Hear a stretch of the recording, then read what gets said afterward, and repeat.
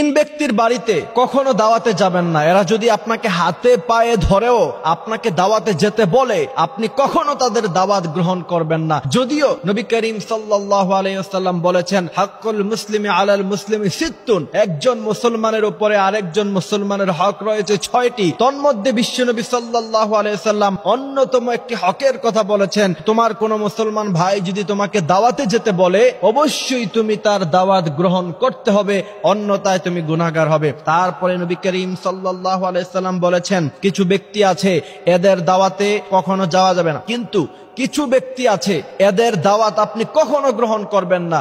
মনে রাখবেন, কিছু কিছু সময় নিজের ব্যক্তিত্ব ধরে রাখা আপনার জন্য অত্যন্ত গুরুত্ব, এবং আপনি যদি মান সম্মান নিয়ে সমাজে বাঁচতে চান, যদি আপনি চান যে আপনার একটা সম্মান থাকুক সমাজের মধ্যে, তাহলে অনেক সময় নিজের ব্যক্তিত্ব ধরে রাখতে হয়। এই তিন ব্যক্তির ঘরে আপনাকে যদি পায়ে ধরেও আপনাকে দাওয়াত দেয়, আপনি কখনো তাদের দাওয়াত গ্রহণ করবেন না। প্রথম নাম্বার হচ্ছে যারা খাবার খাওয়ার পরে খোঁটা দেয়। কিছু মানুষ আছে দেখবেন, দাওয়াত দেওয়ার সময় অনেক অনুনয় বিনয় করে আপনাকে দাওয়াত দিবে, তারপরে যখন আপনি তার ঘরে খাবার খাবেন অথবা তার দাওয়াতে অংশগ্রহণ করবেন, পরবর্তীতে আপনাকে খোঁটা দিবে। কিছু বন্ধু বান্ধব এমন আছে, খাবারের সময় খাওয়ায় কিন্তু পরবর্তীতে অনেক খোঁটা দেয়, যা আমি তো তোর আজীবন খাওয়াই আসছি। এই সমস্ত যারা খোঁটা দেয়, নবী করিম সাল্লাল্লাহু আলাইহি সাল্লাম সবচাইতে বেশি তাদেরকে অপছন্দ করেছেন। সুতরাং খাবার খাওয়ানোর পরে খোঁটা যারা দেয়, তাদের দাওয়াতে কখনো অংশগ্রহণ করবেন না। এরা যদি হাতে পায়ে ধরেও আপনাকে তাদের দাওয়াতে অংশগ্রহণ করতে বলে, তারপরেও যাবেন না। সেখানে আপনার ব্যক্তিত্ব আপনি ধরে রাখবেন।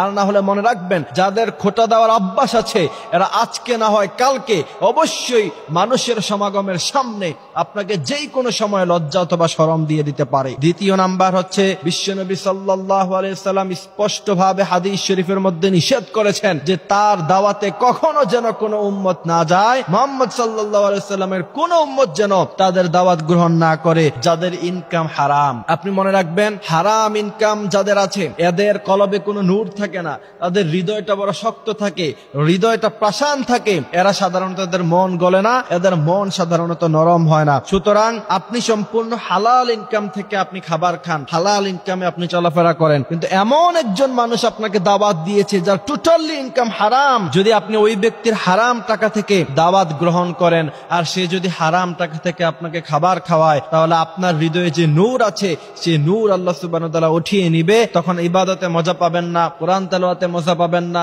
নামাজ রোজায় মজা পাবেন না। সুতরাং এই ব্যক্তির দাওয়াতও গ্রহণ করা যাবে না। তৃতীয় নাম্বার হচ্ছে, এমন ব্যক্তি যারা আপনার সামনে ভালো কিন্তু পিছনে পিছনে গীবত করে, যদি আপনি জানেন, তাহলে এমন ব্যক্তির দাওয়াত কখনো গ্রহণ করবেন না, এমন ব্যক্তির বাড়িতে আপনি কখনো যাবেন না। প্রিয় ভাইয়েরা আমার, আল্লাহ নবী সাল্লাল্লাহু আলাইহি সাল্লাম সবকিছু শিক্ষা দিয়েছেন। কিভাবে পার্লামেন্ট পরিচালনা করতে হবে সেটাও নবী করিম সাল্লাল্লাহু আলাইহি সাল্লাম শিখিয়েছেন। আবার কিভাবে সমাজ পরিবর্তন করতে হবে, ব্যক্তি জীবনে কিভাবে আপনি মানুষের সাথে কেমন আচরণ করবেন, কার দাওয়াতে যাবেন কার দাওয়াতে যাবেন না, বিস্তারিত আলোচনা নবী করিম সাল্লাল্লাহু আলাইহি সাল্লাম করে গিয়েছেন। সুতরাং আমরা যদি নিজের সম্মান নিয়ে সমাজে বাঁচতে চাই, অবশ্যই তিন ব্যক্তির বাড়িতে কখনো দাওয়াতে যাওয়া যাবে না।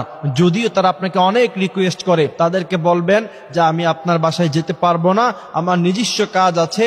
তাদেরকে অন্য কোনো কথা বলে তাদের থেকে দূরে সরে যাবেন, তাদের সাথে সম্পর্ক রাখতে যাবেন না। আল্লাহ সুবহানাহু ওয়া তাআলা আমাদেরকে এই কথাগুলি বোঝার তৌফিক দান করুক, আমিন।